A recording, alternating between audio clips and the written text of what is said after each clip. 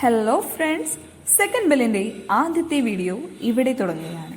നമ്മൾ പഠിച്ചു തുടങ്ങുന്നത് ഇംഗ്ലീഷ് ലാംഗ്വേജ് ആണ്. ഏത് ലാംഗ്വേജ് ആണെങ്കിലും അത് പഠിച്ചു തുടങ്ങണമെങ്കിൽ അതിൻ്റെ ഹിസ്റ്ററി എന്താണ് എന്ന് നമ്മളൊന്ന് അറിയണം.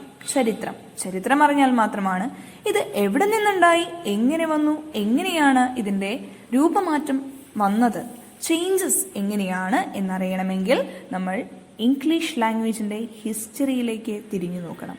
അപ്പോൾ നമ്മൾ തിരിഞ്ഞു നോക്കുകയാണ് the descent of the English language.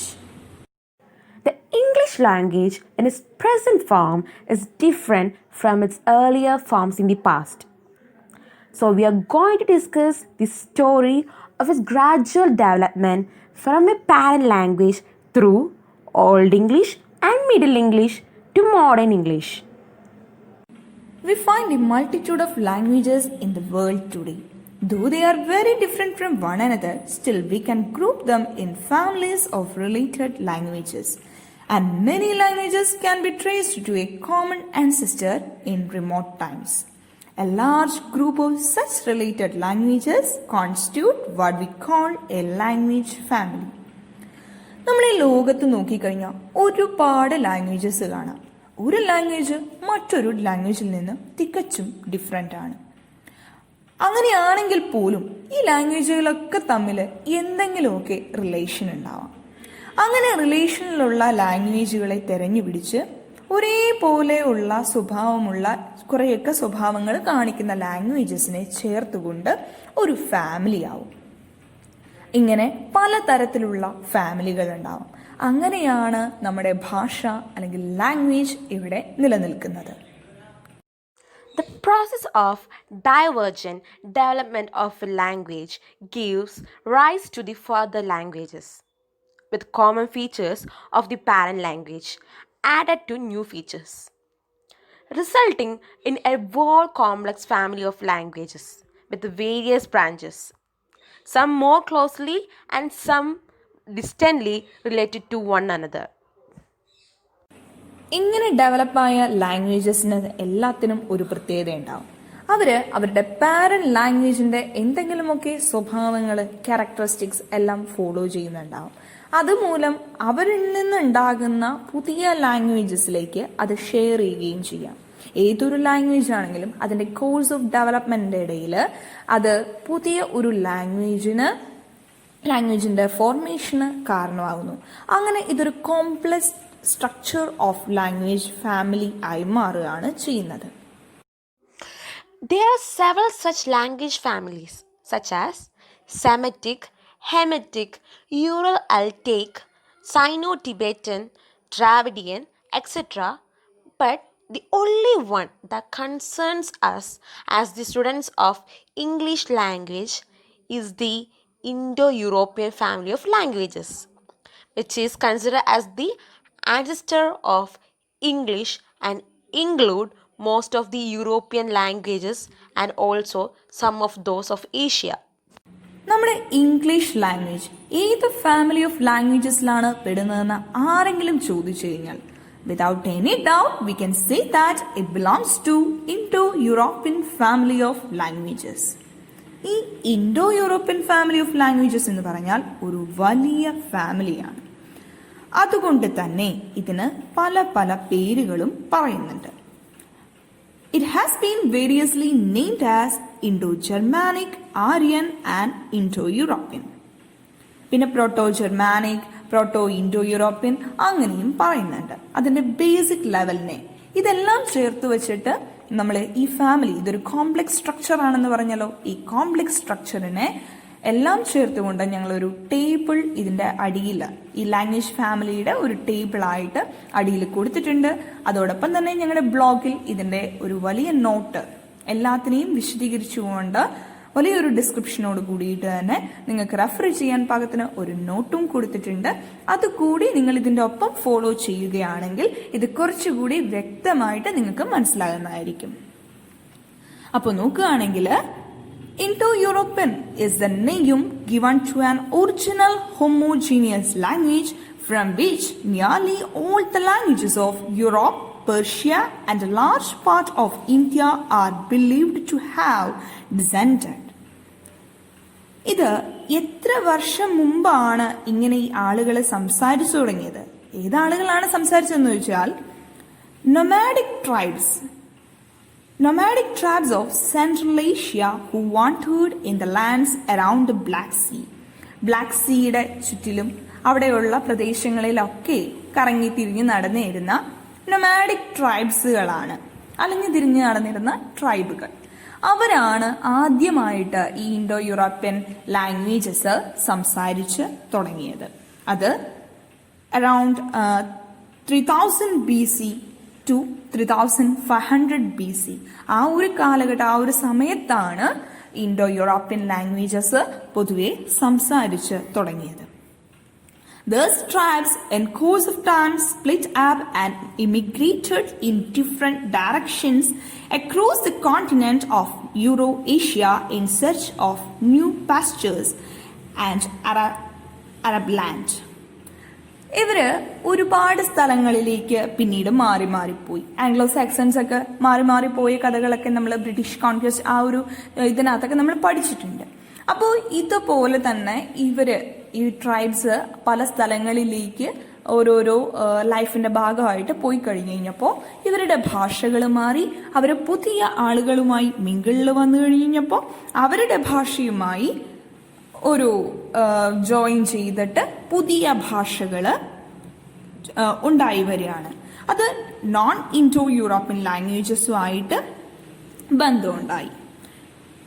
അതുകൊണ്ട് തന്നെ the cause of these wanderings of parent language got mixed with many non-Indo-European tongues and was modified by them variously. Consequently, in course of time, several different dialects of the parent language arose. അതുകൊണ്ട് തന്നെ അപ്പോൾ ഒരുപാട് ഡയലക്റ്റുകൾ നമ്മുടെ parent ലാംഗ്വേജിന് തന്നെ ഉണ്ടായി എന്ന് വേണം പറയാനായിട്ട്. Later on, developing into independent languages, അത് ഓരോരോ ഇൻഡിപെൻഡന്റ് ലാംഗ്വേജസ് ആയിട്ട് മാറുകയും ചെയ്തു. Each of these by subdivided again and became modified by later contacts with other languages. ഇപ്പോൾ നേരത്തെ പറഞ്ഞതുപോലെ തന്നെ പുതിയ ലാംഗ്വേജസ് ആയി കോണ്ടാക്ട് വന്നു. This process repeated down the ages has resulted in the multiplicity of the languages of today.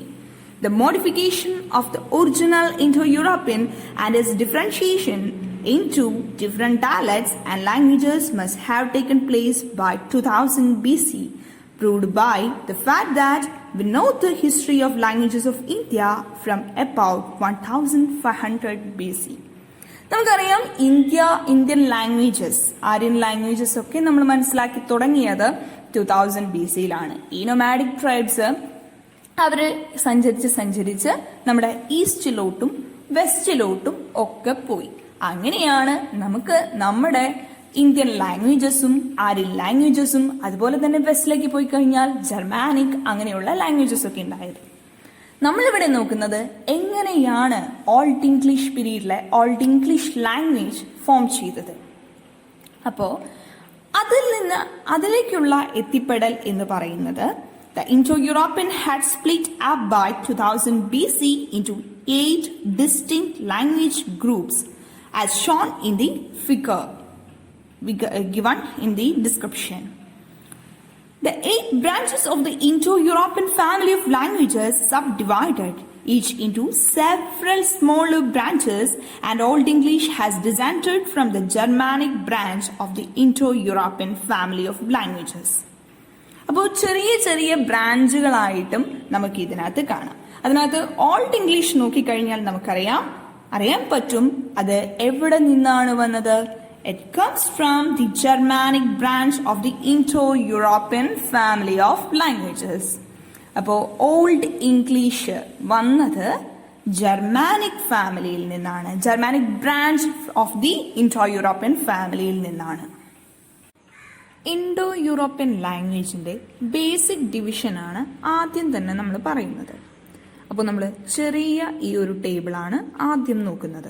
Proto Indo European. The Indo-European family falls into a well-defined groove according to patterns of sound shifting or consonantal changes. Sound ഷിഫ്റ്റിങ്ങിൻ്റെയും consonantal ചേഞ്ചസിൻ്റെയും ബേസിസിനകത്താണ് ആദ്യം തന്നെ ഒരു രണ്ട് ഗ്രൂപ്പായിട്ട് Indo European ഫാമിലിയെ നമ്മൾ സെപ്പറേറ്റ് ചെയ്യുന്നത്. The Indo-European family is first divided into centum branch and satum branch. The division is based on the change in the word 100. 100 എന്ന വാക്കിൻ്റെ വ്യത്യാസം ഓരോ ഭാഷയിലേക്കും വരുമ്പോൾ എങ്ങനെയാണ് ഈസ്റ്റിൽ നിന്ന് വെസ്റ്റിലോട്ടും വെസ്റ്റിൽ നിന്നും ഈസ്റ്റിലോട്ടുമുള്ള അതിൻ്റെ മാറ്റം വരുമ്പോൾ എങ്ങനെയാണ് 100 എന്ന വാക്ക് ചേഞ്ച് ആകുന്നത്. The original Indo-European form for the word 100 was Kunton, Kunton. But when the Eastern Indo-European languages have changed the original k sound it changes into sh. അതായത് in the eastern branches, certain consonants had differences in their development from those in the western group. Indo European velar plosive consonants ആയിട്ടുള്ള കുവും ഗുവും അത് ഈസ്റ്റിലോട്ട് വരുമ്പോൾ വെസ്റ്റിൽ നിന്നുള്ള ഈ ക് ഗ ശബ്ദങ്ങൾ ഈസ്റ്റിലോട്ട് വരുമ്പോൾ അൽവിയോളാർ ഫ്രിക്കേറ്റീവ് ആയിട്ടുള്ള ഷുവും സുവും ആയി മാറുന്നു. At the same time, in the western group, k and g were retained as velar plosives. അങ്ങനെ വരുമ്പോൾ 100 എന്ന വാക്ക് ഇംഗ്ലീഷിൽ നമ്മൾ 100 എന്ന് പറയുമ്പോൾ അത് ലാറ്റിൻ ഭാഷയിൽ സെന്റം എന്നും സാൻസ്ക്രിറ്റ് ഭാഷയിൽ അതിനെ സെയ്റ്റം എന്നും പറയുന്നു. മറ്റൊരു എക്സാമ്പിൾ കൂടി നമുക്ക് നോക്കാം. 3 നമ്മൾ പറയുന്ന ഡിജിറ്റ് ആയിട്ടുള്ള 3 അതിനെ ലാറ്റിൻ ഭാഷയിലോട്ട് വരുമ്പോൾ ട്രസ് എന്നും സാൻസ്ക്രിറ്റിലോട്ടാകുമ്പോൾ അതിനെ ത്രയ എന്നും പറയുന്നു. അപ്പോൾ നമ്മുടെ ഈ 100 എന്ന വാക്കിൽ നിന്നുകൊണ്ട് തന്നെയാണ് നമ്മൾ പ്രോട്ടോ ഇൻഡോ യൂറോപ്പിനെ രണ്ടായി തരംതിരിക്കുന്നത്. ഒന്ന് സെയ്റ്റം ബ്രാഞ്ച്, അത് ഈസ്റ്റേൺ വിഭാഗമാണ്. രണ്ടാമതായിട്ടുള്ളത് സെന്റം, അത് വെസ്റ്റേൺ ഡിവിഷനാണ്. ഇതിൽ തന്നെ വീണ്ടും സബ് ഡിവിഷൻസ് വരുന്നു. അപ്പൊ നമുക്ക് ആദ്യം തന്നെ ഈസ്റ്റേണിന്റെ നോക്കാം. ഈസ്റ്റേൺ എന്ന് പറയുമ്പോൾ സെയ്റ്റമിൽ വരുന്ന ലാംഗ്വേജസ് ഏതാണെന്ന് നമുക്കറിയാം, നമ്മുടെ സാൻസ്ക്രിറ്റ് ലാംഗ്വേജ്. അപ്പോ അതിനകത്ത് ഇന്ത്യൻ വരുന്നുണ്ട്, ഇറാനിയൻ വരുന്നുണ്ട്, അർമേനിയൻ വരുന്നുണ്ട്, അൽബേനിയൻ വരുന്നുണ്ട്, പിന്നെ ബാൽട്ടോ സ്ലേവിക്. ഇതാണ് സെയ്റ്റം ബ്രാഞ്ചിൽ വരുന്നതായിട്ടുള്ള sub divisions.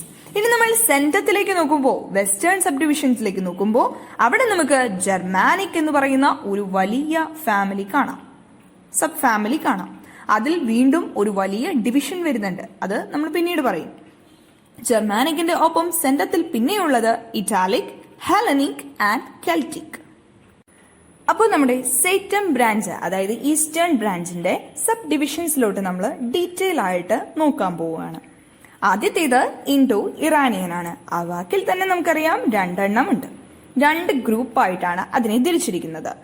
This branch has two subgroups, Indian and Iranian. അതിനകത്ത് ഇൻക്ലൂഡഡ് ആയിരിക്കുന്നത് നമുക്കറിയാം ഇന്ത്യൻ ഭാഷയാണ്. അപ്പോൾ ഏറ്റവും പ്രധാനപ്പെട്ടത് ഏതാണ്? സാൻസ്ക്രിറ്റ് ആണ്. സാൻസ്ക്രിറ്റിൽ നിന്ന് തന്നെ ഉണ്ടായതാണ് പ്രാകൃത് എന്ന് പറയുന്ന ലാംഗ്വേജ്. അപ്പോൾ ഏർലിയസ്റ്റ് ഫോം ആണത്. It belongs Sanskrit, other North Indian languages and Persian. രണ്ടാമത്തേത് അൽബേനിയൻ ആണ്. അൽബേനിയൻ എന്ന് പറയുമ്പോൾ this is a language of ancient Illyria. കൂടുതൽ ഇമ്പോർട്ടൻസ് അൽബേനിയന് കൊടുക്കേണ്ടതില്ല. അടുത്തതിലേക്ക് നമ്മൾ പോവാണ്. അർമേനിയൻ ആണ്. അർമേനിയൻ എന്ന് പറയുമ്പോൾ it is preserved as a literary language. Old Armenian dating from the 5th century AD. There are also modern Armenian dialects. ലാസ്റ്റത്തെ group എന്ന് പറയുന്നതാണ് ബാൽട്ടോ സ്ലേവിക് ഗ്രൂപ്പ്. ആ വാക്കിൽ തന്നെ രണ്ട് ഗ്രൂപ്പ് ഉണ്ടെന്ന് നമുക്ക് മനസ്സിലാകും. This consists of two groups, the Baltic group comprising Old Prussian, Lithuanian and Lettic, and the second group, a Slavonic group, it comprising Russian, Bulgarian, Serbian, Czech and Polish. ഇത്രയുമാണ് സേറ്റം ഗ്രൂപ്പിൽ വരുന്നത്. ഇനി നമ്മുടെ സെന്റം ഗ്രൂപ്പ് അല്ലെങ്കിൽ western ഫാമിലിയിലോട്ട് നമ്മളൊന്ന് പോകുമ്പോൾ അവിടെ നമുക്ക് കാണാൻ സാധിക്കും എത്ര എണ്ണം ഉണ്ട്? 4 എണ്ണം ഉണ്ട്. മൊത്തം 8 ആണല്ലോ. അപ്പോൾ ഇനി 4 എണ്ണം കൂടിയാണ് നമുക്ക് പറയാനുള്ളത്. ആദ്യത്തേത് ഹെല്ലനിക് ഓർ ഗ്രീക്ക്. ഈ ഒരു ബ്രാഞ്ച് എന്ന് പറയുന്നത് there were several Greek dialects, the most important being Attic, Ionic, Doric and Aeolic. Attic, Ionic, Doric, Aeolic ഇങ്ങനെയുള്ള ഇമ്പോർട്ടന്റ് ആയിട്ടുള്ള ഡയലക്ട്സുകളാണ് ഗ്രീക്ക് ലാംഗ്വേജിൽ വരുന്നത്. The literary language, according to all the Greeks, sprang from the Attic Ionic in the 5th century BC. Attic Ionic ഭാഷയിൽ നിന്നാണ് അല്ലെങ്കിൽ ഡയലക്റ്റിൽ നിന്നാണ് ഗ്രീക്കിലെ major ആയിട്ടുള്ള ഭാഷകളെല്ലാം രൂപപ്പെട്ടത് എന്നാണ് പറയുന്നത്. അടുത്തത് ഇറ്റാലിക് ആണ്. ഇറ്റാലിക് എന്ന് പറയുമ്പോൾ one of the sub divisions of this branch is Latin. Italic എന്ന് വാക്ക് കേൾക്കുമ്പോൾ തന്നെ നമ്മുടെ മനസ്സിലേക്ക് ഏതാണ് വരുന്നത്? അത് is Latin. The literary language of ancient Rome and is also known from about 300 BC. അത് 300 BC ആ ഒരു ടൈം മുതലേ നമ്മൾ കേൾക്കുന്നതാണ്. A popular language, the vulgar Latin, as spoken in the provinces, developed into the modern Romance language. The Romance languages are French, Italian, Spanish, Portuguese and Romanian. അപ്പോൾ French, Italian, Spanish, Portuguese and Romanian ഇതൊക്കെ നമ്മൾ romance languages ആയിട്ടാണ് പറയുന്നത്. ഇത് എവിടെ നിന്ന് വന്നു എന്ന് ചോദിച്ചാൽ ഇറ്റാലിക്കിൽ നിന്നാണ് വന്നത് എന്ന് നമുക്ക് പറയാം, അല്ലെങ്കിൽ ലാറ്റിൻ അതിൽ നിന്നാണ്. അടുത്തത് കെൽറ്റിക് ആണ്. കെൽറ്റിക് എന്ന് പറയുന്നത് the Celtic was originally spoken in Portugal, Spain, France and England, but it was later displaced by the later Romance languages and English. These branches represented by ancient Gaelic and Gallic. ഇത് Celtic എന്ന് പറയുന്ന ഭാഷ എവിടെയാണ് ശരിക്കും പറഞ്ഞുകൊണ്ടിരുന്നത്? Portugal, Spain, France and England പോലുള്ള രാഷ്ട്രങ്ങളിലാണ് പറയുന്നത്. ഇത് പിന്നീട് റൊമാൻസ് ലാംഗ്വേജിലേക്കും ഇംഗ്ലീഷിലേക്കും ഒക്കെ, നേരത്തെ നമ്മൾ പറഞ്ഞ റൊമാൻസ് ലാംഗ്വേജസിലേക്കും ഇംഗ്ലീഷിലേക്കും ഒക്കെ ഡിസ്പ്ലേസ്ഡ് ആയി പോയി. ഈ ബ്രാഞ്ച് ഫ്രാൻസിന്റെ, അതായത് ഫ്രാൻസിന്റെ ഏൻഷ്യന്റ് നെയിം കൂടിയാണ് ഗോൾ എന്നുള്ളത്. അപ്പോൾ ആ ഗാലിക് അല്ലെങ്കിൽ ഗോയലിഷ് ഇതിലേക്ക് മാറുകയാണ് ചെയ്യുന്നത്. The modern Welsh, the Cornish, the Irish and the Gaelic spoken in the Highlands of Scotland and the Man spoken in the Isle of Man. ഇതൊക്കെ ഇതിനൊരു എക്സാമ്പിൾ ആണ്. ഏത്? നമ്മുടെ കെൽറ്റിക് ഭാഷയ്ക്ക് എക്സാമ്പിൾ ആണ്, കെൽറ്റിക് ഫാമിലിക്ക് എക്സാമ്പിൾ ആണ്. ഇനി അടുത്തത് ഏറ്റവും അവസാനത്തേത് ഏതാണ്? പ്രിമിറ്റീവ് ജർമാനിക് ഒരു PG എന്ന് നമുക്ക് പറയാം. ജർമ്മൻ ഭാഷ, അതാണ് ഏറ്റവും ഇമ്പോർട്ടന്റ് ആയിട്ടുള്ളത്. ജർമാനിക് ഭാഷ എന്ന് പറയുന്ന ലാംഗ്വേജ് എന്ന് പറയുന്നത് the branch of Indo European to which English belongs is known as Germanic. This branch includes English. അപ്പോൾ നമ്മൾ നേരത്തെ തന്നെ പറഞ്ഞു കഴിഞ്ഞു, നമ്മുടെ ഇംഗ്ലീഷ് ഭാഷ എവിടെ നിന്ന് വന്നു എന്ന് പറഞ്ഞു കഴിഞ്ഞാൽ അത് നമുക്ക് ഒരു ഡൗട്ടും കൂടാതെ പറയാം, ജർമ്മൻ ഭാഷയിൽ നിന്നാണ്. German belongs to Indo European family of languages. German, Dutch, Flemish, Frisian, Danish, Swedish, Norwegian and Icelandic ഇതെല്ലാം എവിടെ നിന്നാണ് വന്നത്? ഇൻഡോ യൂറോപ്പിന്റെ ആണ്. ജർമാനിക്കിന്റെ സബ് ഡിവിഷൻസ് കൂടിയാണ്. This branch is also known as Teutonic branch at the beginning of Christian era. ഇതിനെ Teutonic എന്നാണ് മറ്റൊരു പേരിൽ അറിയപ്പെടുന്നത്. The speakers of the Germanic languages were living in the northern Europe. ഇവർ ജീവിച്ചിരുന്നത് എവിടെയാണ്? ഇത് പറയുന്നിരുന്ന ആളുകൾ northern യൂറോപ്പിലാണ്. We have no records of the language of the period of the beginning of the Christian era. During the next few centuries, the Proto-Germans were believed to have migrated from their homes in northern Europe to western and central Europe. അവർ പിന്നീട് migrate ചെയ്യപ്പെട്ടു എന്നാണ് പറയുന്നത്. So we can distinguish 3 main branches of Germanic, namely North Germanic, East Germanic and West Germanic. അപ്പോൾ Germanic ബ്രാഞ്ചിനെ നമ്മൾ മെയിനായും മൂന്നായി divide ചെയ്യുന്നു: north Germanic, east Germanic and west Germanic. Modern Scandinavian English like Norwegian, Swedish, Icelandic and Danish belong to the North Germanic. North Germanic in the subdivisions are Norwegian, Swedish, Icelandic and Danish. North Germanic is also known as Old Norse, N-O-R-S-E. The only East German language in records is Gothic. North Germanic inde ഏതാണ്? Old Norse എന്നാണ് ഒരു പേര് അറിയപ്പെടുന്നത്. അതുപോലെ തന്നെ east German ലാംഗ്വേജിന് ഒരേ ഒരു റെക്കോർഡേ ഉള്ളൂ, അത് ഗോത്തിക് ആണ്. ഇനി വെസ്റ്റ് ജർമാനിക് ഗ്രൂപ്പ് നോക്കുകയാണെങ്കിൽ it's further subdivided into high German and low German. West ജർമാനിക്കിനെ ഹൈ ജർമ്മൻ എന്നും ലോ ജർമ്മൻ എന്നും ഡിവൈഡ് ചെയ്യുമ്പോൾ high German has given rise to the official languages of Germany, Austria and Switzerland. From the Low German is derived English, Frisian, Flemish and Dutch.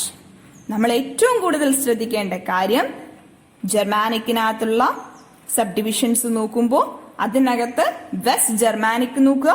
West ജർമാനിക്കിനകത്ത് ഹൈയും ലോവുമായി തിരിച്ചിട്ടുണ്ട്. അതിനകത്ത് low ജർമ്മനിൽ നിന്നാണ് നമ്മുടെ ഇംഗ്ലീഷ് ലാംഗ്വേജ് രൂപപ്പെട്ടിട്ടുള്ളത്. The Anglo-Saxon or Old English is derived from the Low German of the West Germanic group of the Teutonic family of the Indo-Germanic group of the Proto-Indo-European. The Germanic division of the Indo-European family possesses some characteristics. ഇനി നമ്മൾ പറഞ്ഞു നിർത്തുന്നത് ഏതാണ്? Germanic division, Indo European ഫാമിലിയിലെ Germanic ഡിവിഷന് ചില പ്രത്യേകതകൾ കൂടിയുണ്ട്, ചില ക്യാരക്ടറിസ്റ്റിക് ഫീച്ചേഴ്സ്. അത് വിശദമായി നമ്മുടെ നോട്ടിൽ നമ്മൾ കൊടുത്തിട്ടുണ്ട്. ഇവിടെ നമ്മൾ ഒന്ന് എളുപ്പത്തിൽ മനസ്സിലാക്കാൻ പറഞ്ഞു പോവുകയാണ്. നമ്മുടെ ജർമാനിക് ഡിവിഷൻസിന് ഉള്ള പ്രത്യേകത എന്ന് പറയുന്നത് പ്രോട്ടോ ഇൻഡോ യൂറോപ്യനിൽ വരുന്ന പ്രോട്ടോ ജർമാനിക് ഡിവിഷന് വരുന്ന features. It has a fixed stress. അതിനൊരു ഫിക്സഡ് ആയിട്ടുള്ള സ്ട്രെസ് ഉണ്ടാകും. അതുപോലെ തന്നെ a two tense two class verbal system ആയിരിക്കും അത് ഫോളോ ചെയ്യുന്നത്. രണ്ട് ടെൻസും അതുപോലെ തന്നെ രണ്ട് ക്ലാസ് വെർബൽ സിസ്റ്റവും ആയിരിക്കും. മൂന്നാമത്തെ പ്രത്യേകത ഫീച്ചർ എന്ന് പറയുന്നത് എ ഗ്രേറ്റ് കൺസണന്റൽ ഷിഫ്റ്റ് ആയിരിക്കും. നമ്മൾ ഗ്രീൻസ് ലോ, വെർണേഴ്സ് ലോ ഒക്കെ പഠിക്കാൻ പോകുന്നതേ ഉള്ളൂ. അപ്പോ ഈ ഗ്രേറ്റ് കൺസണന്റ് ഷിഫ്റ്റ് വരുന്നത് ജർമാനിക് ലാംഗ്വേജിന്റെ മാത്രം പ്രത്യേകതയാണ്. അടുത്തത് ദി ക്യാരക്ടറിസ്റ്റിക്സ് ഓഫ് അഡ്ജക്റ്റീവ്സ് ആണ്. അഡ്ജക്റ്റീവ്സിന്റെ സ്വഭാവങ്ങൾ കൂടിയും ഇതിനകത്ത് പറഞ്ഞു പോകുന്നുണ്ട്. ഇത്രയുമാണ് അതിന്റെ ഫീച്ചേഴ്സ് എന്ന് പറയുന്നത്. The Germanic languages show the stress on a particular syllable. Germanic languages നമ്മൾ ആദ്യമേ പറഞ്ഞു സ്ട്രെസ് കാണിക്കുമെന്ന്. എവിടെയാണ് സ്ട്രെസ് കാണിക്കുന്നത്? On a particular syllable in a word. ഒരു വേർഡിലെ പർട്ടിക്കുലർ സിലബിളിലാണ്. In a noun or adjective the stress came to be fixed on the first syllable of the word. അതിന് ഒരു നൗണിലോ അല്ലെങ്കിൽ ഒരു അഡ്ജക്റ്റീവിലോ ആണ് എങ്കിൽ ആ സ്ട്രെസ് എവിടെയാണ് വരുന്നത്? സ്ട്രെസ് വരുന്നത് on the first syllable of the word. First സിലബിളിൽ, വേർഡിന്റെ ഫസ്റ്റ് സിലബിളിലാണ് വരുന്നത്. അത് നമ്മൾ പ്രത്യേകം ശ്രദ്ധിക്കണം. Permanent or fixed stress caused for linguistic changes in the history of the Germanic languages. Stress on the first syllable causes the weakening of the following syllables. അതായത് permanent അല്ലെങ്കിൽ ഫിക്സ്ഡ് സ്ട്രെസ് ആണ് linguistic ചേഞ്ചസിന് കാരണമാകുന്നത്, പ്രത്യേകിച്ച് Germanic ലാംഗ്വേജസിന്റെ. ഇതെല്ലാം നമ്മൾ കൂടുതലായി പറയുന്നത് നമ്മുടെ ഗ്രേറ്റ് കൺസണന്റ് ഷിഫ്റ്റ് പറയുമ്പോഴാണ്. Stress on the first syllable causes the weakening of the following syllables. This resulted in the loss of the unstressed last syllable. First സിലബിളിലുള്ള സ്ട്രെസ് മൂലം എന്ത് സംഭവിക്കും? The weakening of the following syllables, ബാക്കിയുള്ള സിലബിൾസിന്റെ ആ ഒരു വീക്കനിങ്ങിന് കാരണമാകും. ഇത് മൂലം it resulted in the loss of the unstressed last syllable. In the course of the time, the Germanic words became shorter than Indo-European ancestors. അതാണ് മറ്റ് ഇൻഡോ-യൂറോപ്യൻ ആൻസിസ്റ്റേഴ്സിൽ നിന്ന് ജർമാനിക് വേർഡ്സിനെ പിൽക്കാലത്ത് പിന്നീട് വന്ന സമയങ്ങളിൽ വ്യത്യസ്തമാക്കുന്നത്. For example, the English word bear is from Old English word beram, B-E-R-A-M, beram. Its Middle English is beran, B-E-R-A-N, beran. It is from Old Germanic word beranan, B-E-R-A-N-A-N,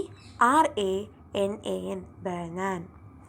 The word beranan is derived from the Indo-European word bernom, B-E-H-E-R-O-N-O-M, bernom. So ഇത്രയൊക്കെയാണ് ഇന്നത്തെ class. അപ്പോൾ നമുക്ക് മനസ്സിലായല്ലോ എങ്ങനെയാണ് Indo European ആ ഒരു word formations എങ്ങനെയായിരുന്നെന്നും English bear എന്ന് പറഞ്ഞ ആ ഇംഗ്ലീഷ് വേർഡ് എങ്ങനെയാണ് ഡിറൈവ് ചെയ്തതെന്നും ഒക്കെ ഉള്ളതൊക്കെ മനസ്സിലായെന്ന് കരുതുന്നു. അപ്പോൾ ഇത്രയൊക്കെയാണ് ഇന്നത്തേത്. എല്ലാവർക്കും മനസ്സിലായെന്ന് കരുതുന്നു. ഡൗട്ട്സ് ഉണ്ടെങ്കിൽ കമൻസിൽ നിങ്ങൾക്ക് എഴുതിയിടാവുന്നതാണ്. പിന്നെ നമ്മുടെ ബ്ലോഗിൻ്റെ ലിങ്ക് ഡിസ്ക്രിപ്ഷൻ കൊടുത്തിട്ടുണ്ട്, അത് റെഫർ ചെയ്യാം. അപ്പോൾ കുറച്ചുകൂടി നോട്ട്സൊക്കെ ഉണ്ടാക്കാൻ കുറച്ചുകൂടി എളുപ്പമായിരിക്കും.